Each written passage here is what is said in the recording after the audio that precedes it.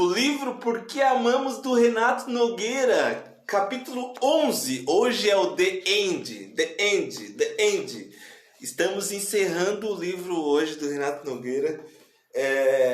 Eu falo para vocês que eu sinto alegria e tristeza ao mesmo tempo, porque estamos a 11 segundas-feiras falando sobre ele. E assim, aprendi demais, aprendi um absurdo, porque eu já tinha lido, aí decidi fazer esse estudo sobre ele e reli novamente, né? Cada live, para a construção de cada live, eu reli o capítulo novamente e olhava de um ponto diferente. E até aqui nas lives a galera trazia assuntos diferentes de poxa e tal, me fez pensar demais. Então assim, hoje é um dia alegre e um dia triste ao mesmo tempo, tá? Mas vamos que a vida não para. Deixa eu escrever aqui o título: Amor e Ciúme. O amor e o ciúme. O amor e o ciúme. Deixa eu fixar aqui.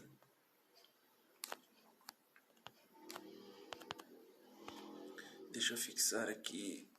Tá, ok. Fixado o título, né? Vou dar uns minutinhos pro pessoal chegando. Hoje vamos falar muito sobre ciúme, né? O amor e o ciúme combinam? Cabe na mesma receita de um relacionamento? Será que cabe? Será que o ciúme é saudável? O que é ciúme? Existem ciúmes diferentes? A gente vai olhar tudo isso hoje aqui, baseados no livro do Renato Nogueira e baseados em Freud, né? Porque a base,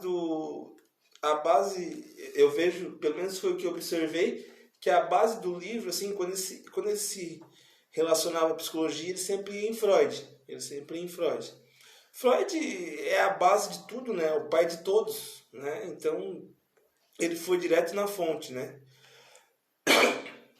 E apesar de eu ser de uma abordagem diferente e ter alguns pontos em divergência com o Freud é o pai de tudo, né? Eu tô aqui por causa dele, né? Então, ele é um cara fenomenal. E o que eu mais acho fantástico do Freud, antes que a gente inicie a fala aqui, é a descoberta dele de que a cura vem pela fala, sabe? Isso eu achei fantástico, é fenomenal, é um baita insight que fez com que a psicoterapia existisse. A Alessandra, seja bem-vinda. Eu estou aqui filosofando sobre o Freud e o que eu acho de fenomenal nele. É um pré-aquecimento para hoje, né? O amor e o ciúme, tá? Sinta-se à vontade. Então, o Freud, ele ter descoberto que a cura de doenças emocionais vem pela fala, o indivíduo fala, ele coloca para fora e algo dentro dele se ajeita. Isso é fantástico, sabe? Isso é fantástico. Eu sou fãzaço do Freud por causa disso e por acreditar nisso, porque ele foi assim no sentido contrário de toda a ciência, né? E ele era um neurologista, né? Um médico neurologista. Então ele acreditar nisso foi um grande feito. Mas vamos iniciando. Aumenta o som aqui no jazz e vamos iniciando a fala, né? Hoje o tema é o amor e o ciúme, que está fixado. E o Renato Nogueira, para ele iniciar esse capítulo, a Alessandra fez um comentário: boa noite, top as teorias dele, literalmente existem. Sim, existem, de verdade.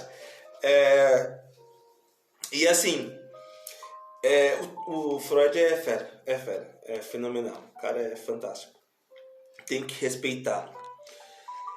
O Renato Nogueira, ele se utiliza de uma de uma peça do Shakespeare para abrir esse capítulo 11, sobre o amor e o ciúme. E ele utiliza uma peça do Shakespeare que fala muito sobre inveja, ciúme e traição. Que peça é essa? A peça é a seguinte: havia na cidade de Veneza três pessoas, três papéis. Ele criou o Otelo, que era o general, o Cássio, que era um tenente, e o tal de Iago, que era um segundo tenente também. O Otelo era chefe dos dois. Até que em um determinado dia, o que o Otelo fez? Ele promoveu o Cássio, que estava aqui. Ele promoveu para primeiro tenente. E o Iago, que ficou aqui embaixo, ele se enfureceu, sentiu ciúmes.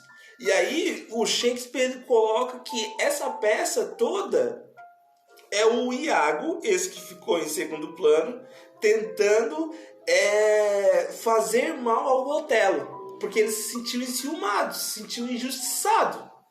E aí a história nos conta o seguinte: o Iago, que não foi promovido, ele pensou o seguinte: poxa, primeiro eu tenho que dizer por que o Otelo promoveu o Cássio. Por 2 pontos. Primeiro, porque os dois eram grandes amigos.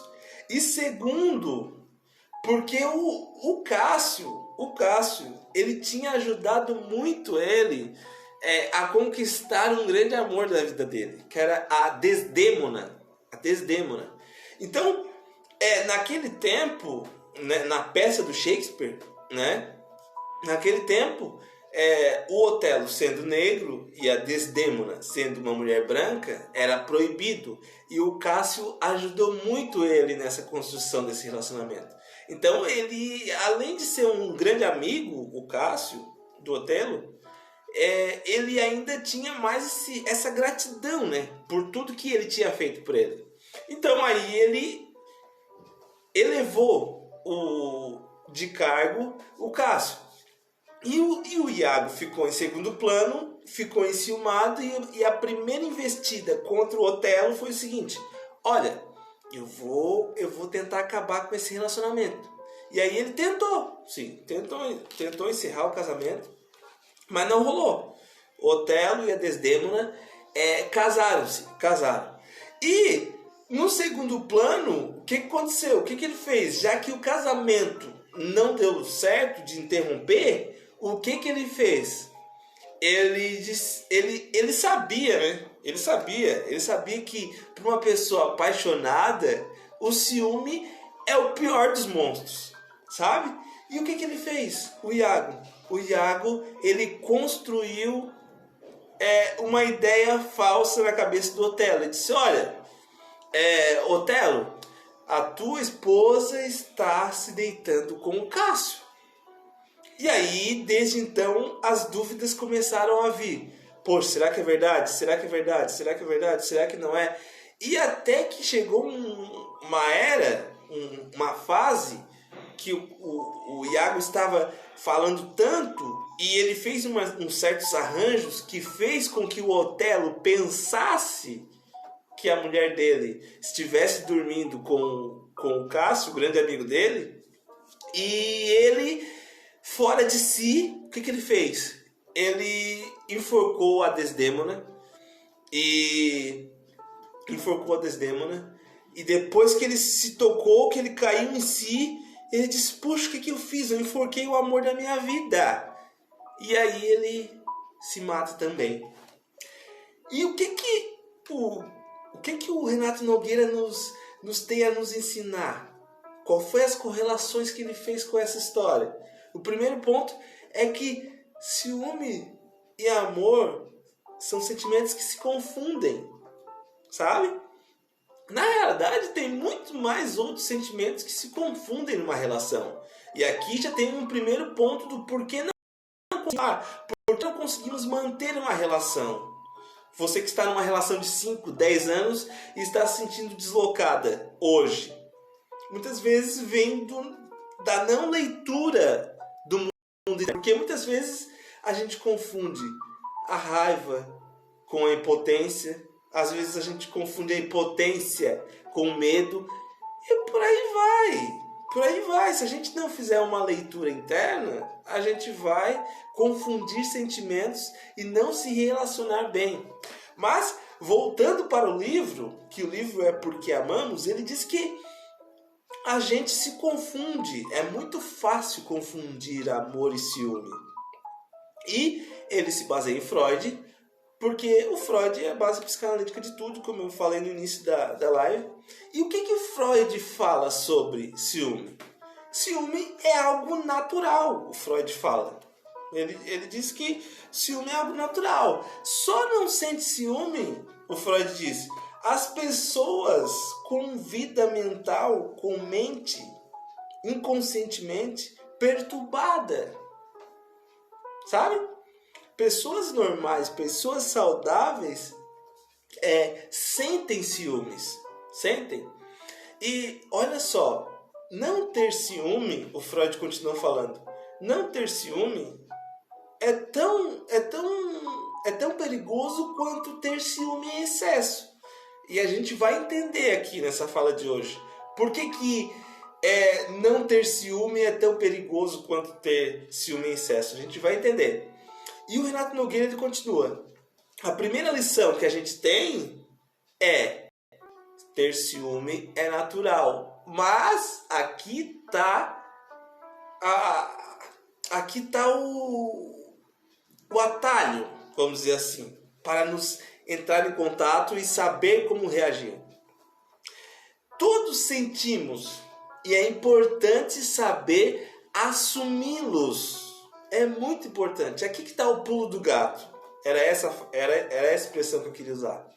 Aqui que está o pulo do gato. Todos temos ciúmes, mas nem todos assumimos que temos esses ciúmes. Então, é muito importante, é fundamental. O primeiro ponto é assumir que eu tenho ciúme dela, que você tem ciúme dele, que não vendo. Pareceu aqui parecia que tinha travado. Então, o primeiro ponto aqui que podemos aprender é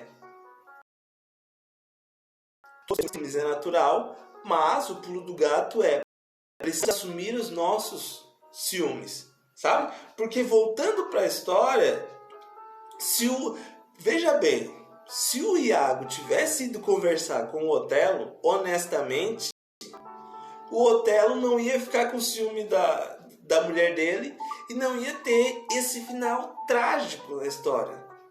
Foi uma coisa puxou a outra, sabe? Então, assim também era um relacionamento. É uma coisa aqui que a gente deixa pra lá, é outra coisa lá que a gente deixa pra lá, é outra coisa no dia a dia que a gente deixa pra lá. Quando a gente vê, tem um montante, tem uma bola de neve que a gente nem sabe muito bem o que é, mas o que aconteceu naquele momento a gente utiliza para ter um motivo para chutar o balde, sabe? E aí ocorrem os desencontros, aí ocorrem os desacertos, aí ocorrem as brigas e mais. Com o tempo, essas brigas podem se tornar a indiferença. E mais para frente eu vou falar sobre essa indiferença. Mas a gente tem aqui um ponto muito importante. Muito importante. Olha só. Vou até chegar mais perto, tá? Vou até chegar mais perto. Em uma mente normal, é incontrolável ter o ciúme. É involuntário. Não é algo que a gente controla. Mas a escolha do que fizemos com ele, do que fizemos com aquele ciúme, isso sim é escolha sua e é escolha minha. Eu vou repetir, tá? Eu vou repetir, que isso é muito importante.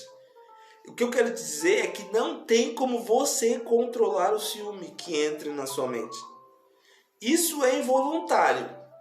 Mas a sua escolha com o que você vai fazer com o que vem à mente é sua, é minha, sabe? Então, é a partir desse momento que nós temos trabalhos pela frente. É a partir desse momento que nós temos um processo pela frente. Que nós temos uma jornada a ajeitar esses mundos internos. E o Freud ele fala de 3 tipos de ciúmes. Como eu já falei para vocês, né, a Ana está chegando aí agora, o Renato ele se baseia na teoria psicanalítica, né? Então ele vai falar o que Freud fala sobre os ciúmes. E o Freud ele fala de 3 tipos de ciúmes. E o primeiro ciúme que o Freud fala, que está no livro do Renato Nogueira, é o seguinte. O primeiro ciúme é o ciúme competitivo. E esse ciúme nós temos desde muito novo. Por quê? Se você conviveu com uma irmã ou com um irmão, ou se você já teve que disputar a atenção de alguém, você já teve esse sentimento de ciúme, que é o ciúme competitivo, que é a disputa pela atenção de alguém. Então, se a minha mãe está tratando meu irmão, eu vou querer chamar a atenção dela. Então, o Freud fala que esse é o primeiro tipo de ciúme que nós temos, o ciúme competitivo. E aí, como a gente não gosta de nos sentirmos rejeitados, abandonados, nós vamos querer a atenção dele. E olha só, aqui que está aquele ponto que eu falei há 10 minutos atrás, sobre não sentir nada de ciúme e sentir um ciúme em excesso. Todos os dois extremos são ruins, mas há um caminho do meio. E é isso que eu quero falar agora. Essa é a única parte boa do ciúme, tá? É a única, grava pra você. Essa é a única parte boa do ciúme. O restante, os outros 2 tipos é tudo maléfico, vai trazer problemas. Mas essa parte é a parte benéfica do ciúme. Porque o Renato Nogueira ele fala o seguinte: se eu não quero atrair a pessoa, se eu não tenho ciúme nenhum diante do outro, para com o outro, é um sinal de que eu não estou tendo interesse. Então, de certa forma, ter esse ciúme competitivo, querer a atenção do outro, é saudável. Por quê? Porque no início, o amor apaixonado, todo mundo quer agir junto, todo mundo quer falar junto, todo mundo quer fazer tudo junto, quer estar junto. Legal, beleza, maravilha. Mas com o tempo a gente não vai aguentar fazer tudo junto. Com o tempo a gente não vai aguentar conviver sempre junto. Com o tempo a gente não vai querer fazer sempre os mesmos programas. Sabe? Porque os estudos já dizem, gente, o amor apaixonado ele acaba com 1, 2 anos. Ele acaba, sabe? Então, com o tempo a gente vai querer justamente fazer esse caminho em relação à individualidade. E é esse interesse, é esse ciúme competitivo, é esse grau de ciúme que mantém, que impede, melhor dizendo, o desgaste da relação, sabe? Porque, poxa, a gente está fazendo programas diferentes, a gente já amadureceu no relacionamento e tal, beleza, ok. Mas é legal a pessoa querer saber como é que tu tá, onde é que tu tá, querer chamar a minha atenção e vice-versa, sabe? E eu também querer chamar de certa forma a atenção dela. Então, o que acontece? Esse ciúme competitivo, ele faz parte de um relacionamento saudável, sabe? Essa é a única parte boa do ciúme, tá? Vocês lembram que eu falo sempre aqui? Inclusive, esse entendimento que eu vou falar aqui agora eu aprendi com esse livro assim também.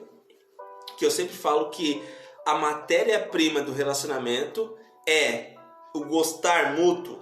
Se você já viu alguma live minha, se você já viu alguma postagem minha, talvez você possa ter encontrado essa fala, o gostar mútuo, sabe? Porque se eu não tiver o interesse na outra pessoa, se eu não tiver o interesse em chamar a atenção da outra pessoa para mim, o meu relacionamento está fadado ao fracasso, sabe? Então, é esse ciúme competitivo que faz com que as pessoas mantenham a sua distância, que não é mais como o amor apaixonado, mas mantenham-se atraídas, sabe? É o ciúme que faz isso. O segundo ciúme é o ciúme projetivo. E o que eu quero dizer com projeção? Eu lanço no outro, eu lanço na pessoa amada os meus desejos. Os meus desejos. Então, se eu me vejo como uma pessoa capaz de trair, logo eu vou ver aquela pessoa que está do meu lado como uma pessoa capaz de trair. E não que ela tenha essa capacidade, mas eu estou lançando os meus desejos nessa pessoa, sabe? Então, esse é o segundo tipo de ciúme que a gente utiliza, segundo Freud, né? Claro, segundo Freud.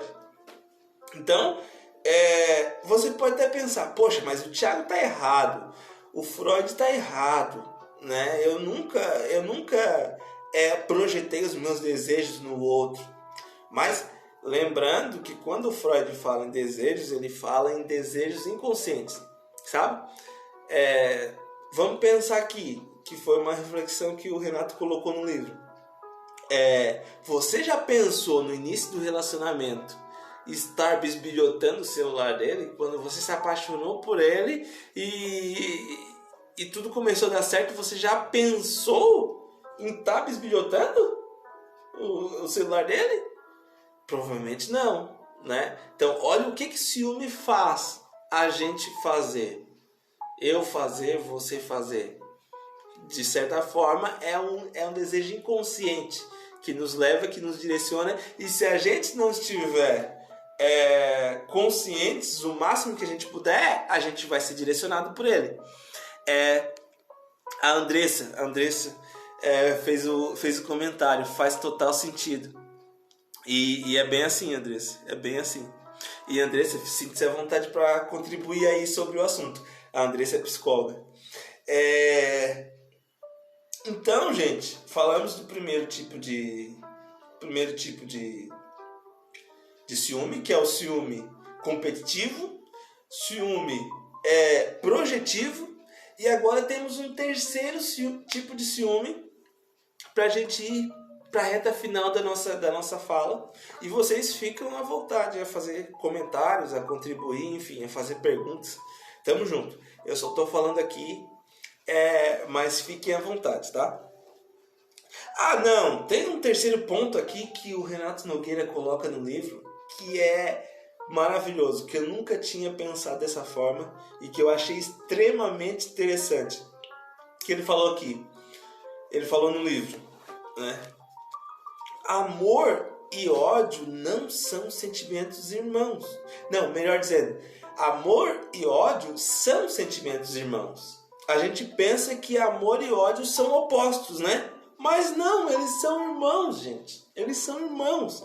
Nós só podemos amar o que odiamos, sabe? E tudo aquilo que odiamos tem o potencial de um dia a gente amar. Olha só que loucura. E aí tem a ver com a gestalterapia, né? E a Andressa tá por aí também. A Andressa também é gestalterapeuta.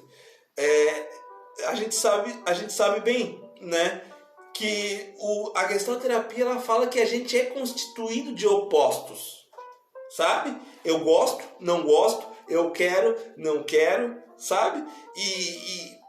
E a ideia da gestalterapia é justamente alinhar esses opostos de uma forma que ambos caminhem juntos, sabe? Então, essa fala aqui, de que tudo que odiamos podemos amar, faz total sentido, de acordo com a gestalterapia também, sabe? Então, aí ele fala porque ele fala que o inverso de amor não é o ódio, como a gente está habituado a pensar. O inverso do amor é a indiferença. Quando eu paro de ter interesse pelaquela pessoa, quando a outra pessoa para de ter interesse para comigo, quando eu paro de colocar energia naquela relação, aí sim chegou ao final da relação, sabe? E não a briga. Enquanto tiver briga, ainda há amor, ainda há possibilidade de restauração na relação. Agora, quando há a indiferença, aí Aí o juiz apitou o final de jogo.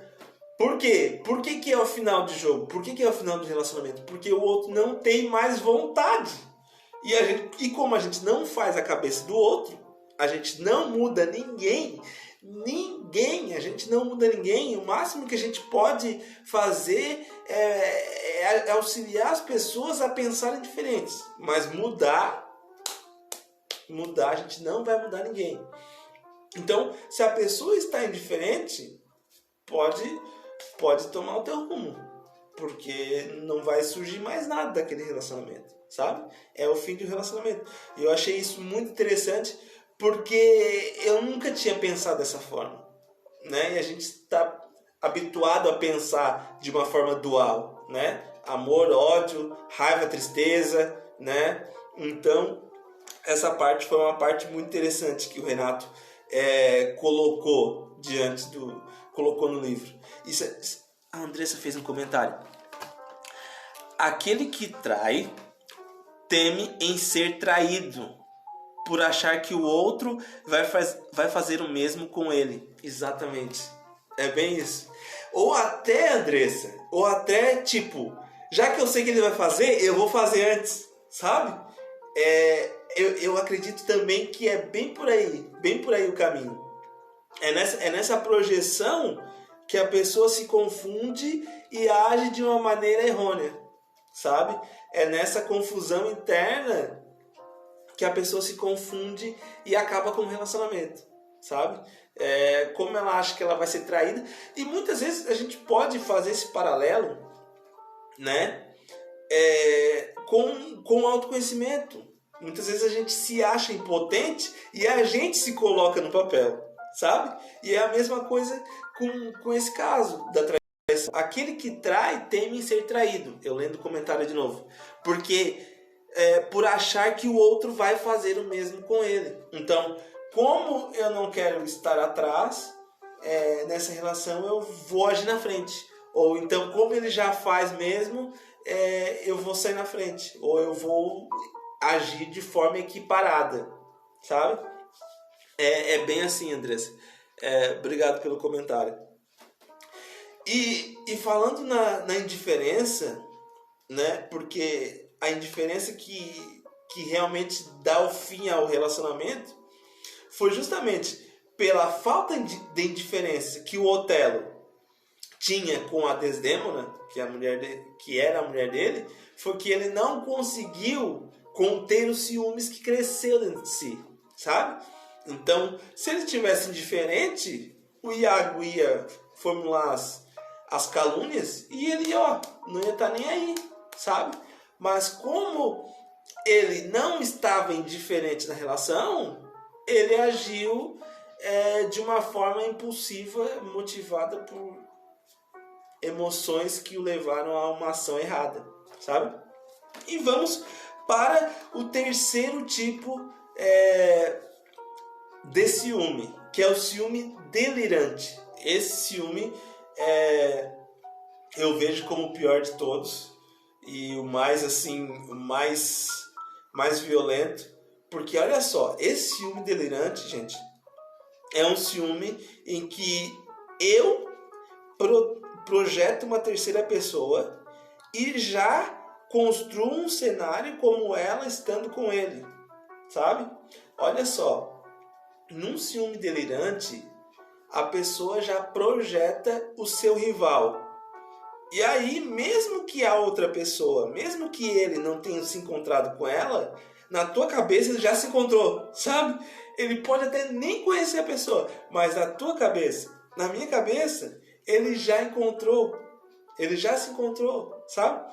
Então, esse terceiro tipo de ciúme é extremamente doentio, né? Extremamente maléfico, porque imagina, eu tá indo dormir numa sexta-feira, ou seja, qualquer dia, e eu vi aquele pensamento na mente de que ele tá com aquela mulher, aquela que já tá toda construída na minha mente. Isso é terrível, sabe? Isso não traz descanso em momento algum, sabe? Então, vamos para as considerações finais, né, do capítulo. do livro. Vamos para as considerações finais. E as considerações finais é a seguinte: se a gente concordar com o que o Renato diz no livro, baseado no Freud, a gente não tem como fugir do ciúme. O ciúme é algo natural, em algum momento da vida a gente já sentiu e a gente vai continuar sentindo em outros momentos. Mas o que a gente vai fazer diante disso? Sabe? A gente não vai colocar para debaixo do tapete. Nunca, nunca, nunca se coloca um sentimento para debaixo do tapete. Ainda mais numa relação em que não é só você, é uma relação. Tem duas pessoas nela. Se você colocar esse sentimento para debaixo do tapete, você vai promover o mal-estar na relação. Então, vou jogar para debaixo do tapete? Não. A ideia de como lidar com o ciúme aprenda a conviver com ele. Aprenda a entendê-lo. Da onde vem, quando surge, como surge. O que desperta em mim? O que toca? Qual é o medo que eu tenho? Sabe? O que significa ser traída para você? O que significa ser traído para mim? Tem uma série de significados. Sabe? Então, são todos esses significados que fazem com que o ciúme cresça. São esses significados que alimentam o ciúme dentro de nós. Porque por conta de não acontecer aquele cenário negativo que construímos aqui dentro,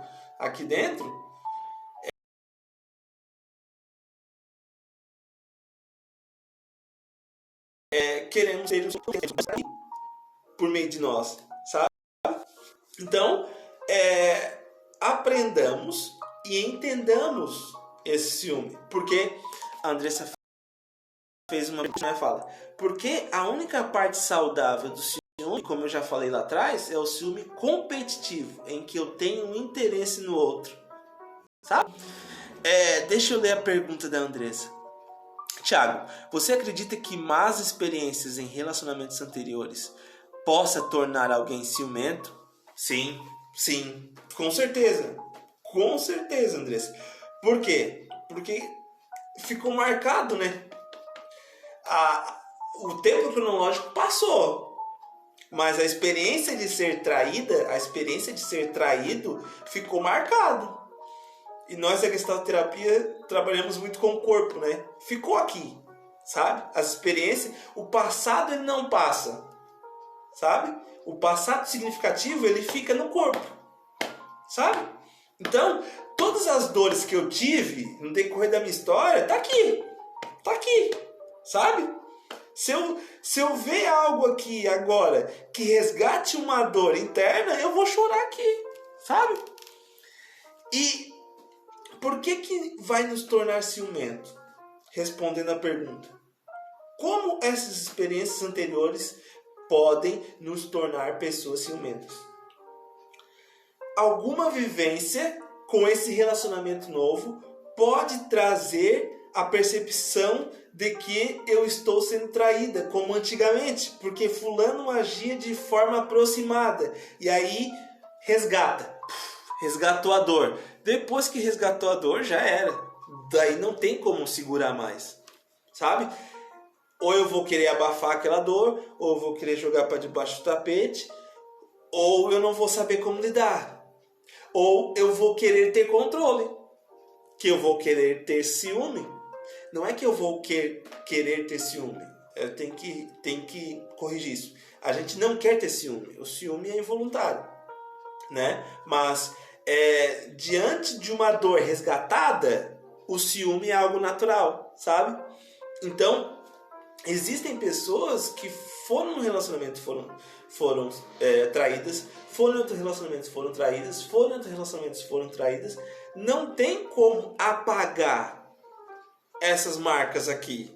Não tem como, sabe? E cada vez que uma vivência no mundo externo resgatar essa dor, o ciúme vai vir. Agora, se ela vai para uma psicoterapia e ela entende que uma vivência resgata essa dor e ela olha para essa dor e ela ressignifica, aí ela tem a possibilidade de diminuir esse ciúme. Mas eu acredito plenamente que as vivências podem fazer com que a gente se torne ciumento. Eu até me ouso a pensar e a dizer que ninguém nasce ciumento, sabe? Essa é a ideia. Eu acho que... Obrigado, Andressa. Obrigado por ter feito essa pergunta, porque esse foi um insight novo que eu já li o capítulo 2 vezes. Hoje eu li de novo, eu faço um resumo, né, para mim, olhando os pontos e falando, porque para olhar no livro todo é mais complicado. Então eu fiz o resumo e não tinha me tocado nisso, né? A gente não nasce ciumenta ou ciumento.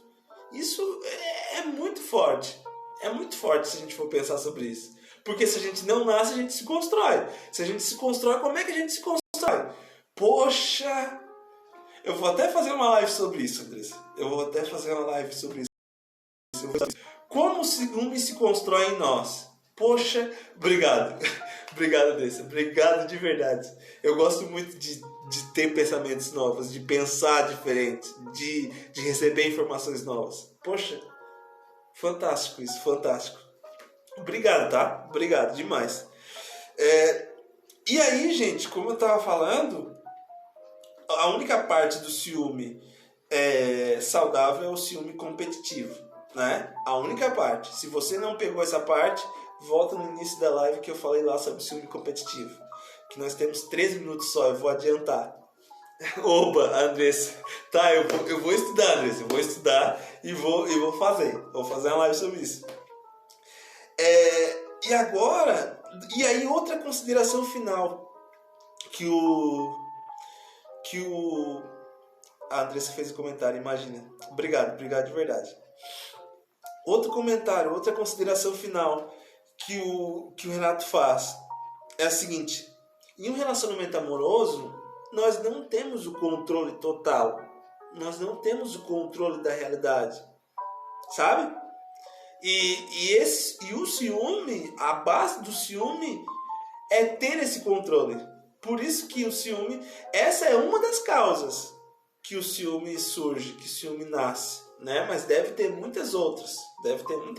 E eu vou estudar, sabe?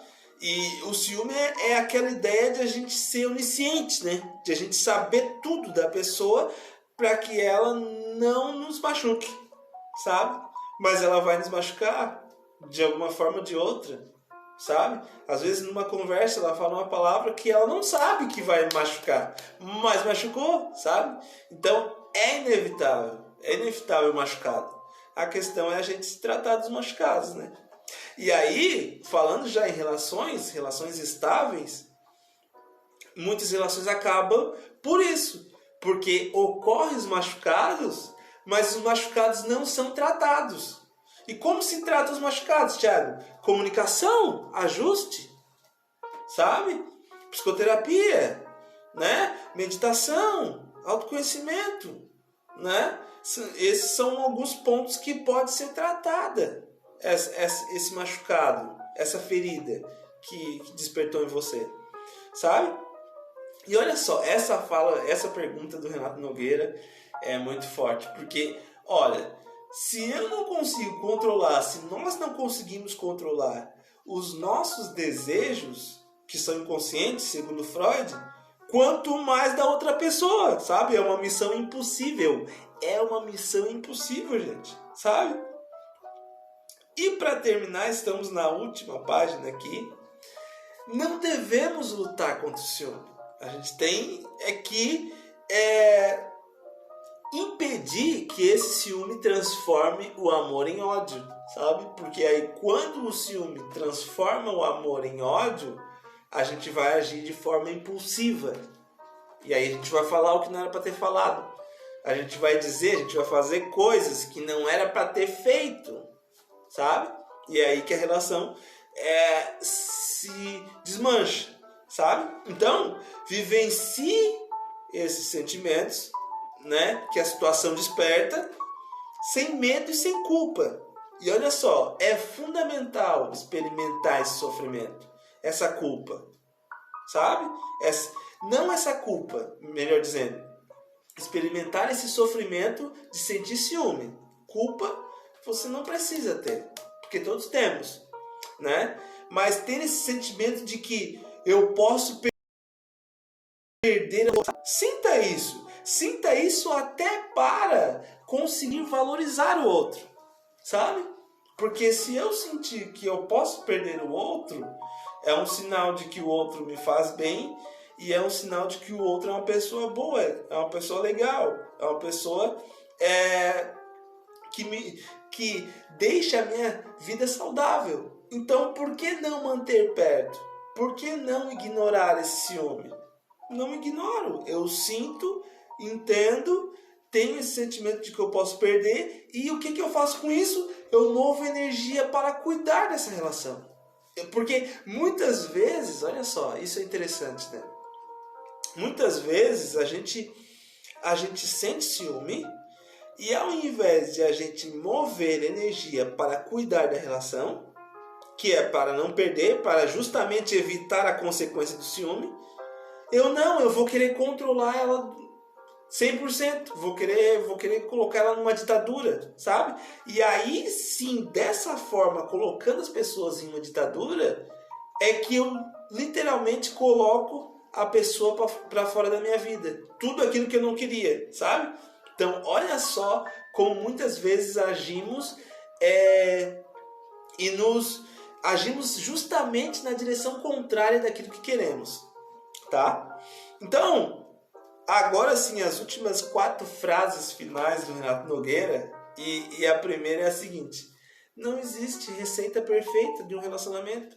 Ah, Thiago, como é que se constrói um relacionamento saudável? Eu posso te dizer vários elementos, mas receita, faz isso, faz aquilo outro. Não, receita perfeita não tem, sabe? O maior perigo é eu não assumir os meus sentimentos, o Renato Nogueira fala. Não assumir o que eu sinto é o maior perigo. Temos que ter consciência do ciúme e compreender a razão, né? Que é o que eu falei. Como, quando, por que surge, nasce, como se constrói esse ciúme em mim, sabe? Mas assim, em doses normais, o Renato Nogueira fala, não tem contraindicações. Pode sentir ciúme no sentido saudável, no sentido competitivo de querer chamar a atenção do outro, de querer que o outro olhe para você. Ciúme não tem contraindicações, o Renato Nogueira fala, sabe? E é bom que seja recíproco, né? Ao mesmo tempo que você queira chamar a atenção dele, vocês estão caminhando juntos, vocês têm as suas individualidades, né? Você quer chamar a atenção dele, mas que ele também queira chamar a sua atenção, né? Que isso seja recíproco. Não tem contraindicações. Pode utilizar esse remédio, querido. Pode utilizar. Tá? Gente, eu tô falando aqui, eu tô empolgado, eu tô triste e tô feliz porque hoje é o último capítulo. Mas assim, sinta-se à vontade para falar, tá? A gente tem uns 6 minutinhos e eu vou estar encerrando a live. Mas algum comentário, algum ponto, sinta-se à vontade, tá? A Andressa fez um comentário aqui. Acredito que o ciúme exacerbado seja um ponto inicial para que se desenvolva a neurose, a ausência desse equilíbrio. Sim, o ciúme exacerbado, ele faz isso aqui, né? Sabe? É como uma gangorra, né? A gangorra, qual é o equilíbrio da gangorra? Se tiver uma pessoa desse lado, se tiver uma pessoa desse lado, a gangorra vai ficar assim. Agora, se só eu sentar, vai ficar assim, né? E esse ciúme em excesso, ele vai gerar insegurança, ele vai gerar ações que não fazem bem para o relacionamento. E sim, concordo, Andressa. O ciúme em excesso ele faz mal. Inclusive, não só para a relação, mas para a pessoa. Porque a pessoa não vai mais descansar, sabe? A pessoa não vai mais conseguir ter vida. Ao invés de um relacionamento